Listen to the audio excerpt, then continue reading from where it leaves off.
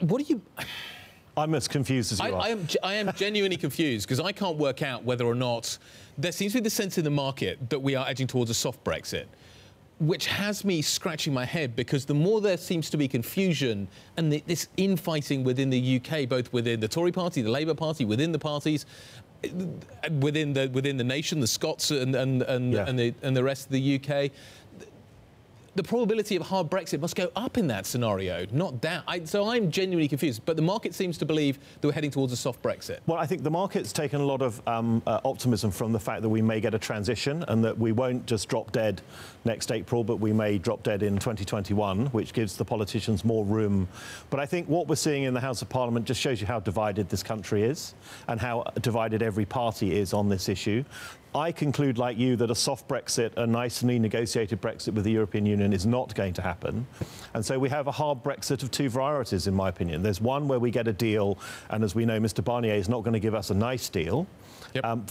To encourage everybody else, including Italy, to stay in, or we get a hard deal and we leave to WTO, but that would require probably a new Prime Minister with all the underlying uncertainty that we would have through that transition process as well. So, like you, I think the markets are slightly complacent about the issues, and I would have expected sterling to weaken more than it has. Don't you need a new Prime Minister anyway? It seems that Theresa May's biggest skill is staying in office and not really achieving much for the country. I completely agree. I think at many, many levels, some of her judgment in the last 12 or 15 months, albeit under a great deal of pressure and strain, have not been good. I don't think, for me, she looks like she has a strong team around her that understand the game that we need to play, and the drift we're seeing and the confusion that Guy's referencing in the House of Parliament, I think, demonstrates it. So what do you do? Do you just... Again, there's kind of two schools around this. One is that there are a lot of international investors out there saying the pound is relatively cheap. Yes. Not as maybe as cheap as you would suggest that it could become.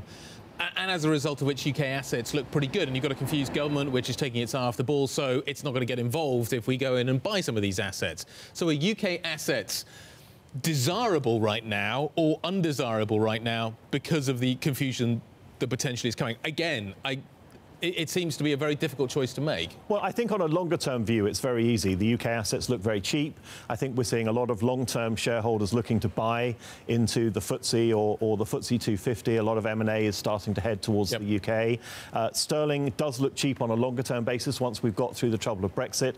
And having spent the last 2 weeks in travelling around Asia, there's a lot of Asians who have property in London, a lot of Asians who'd have more property in London if sterling or the London property market gave them an opportunity to add.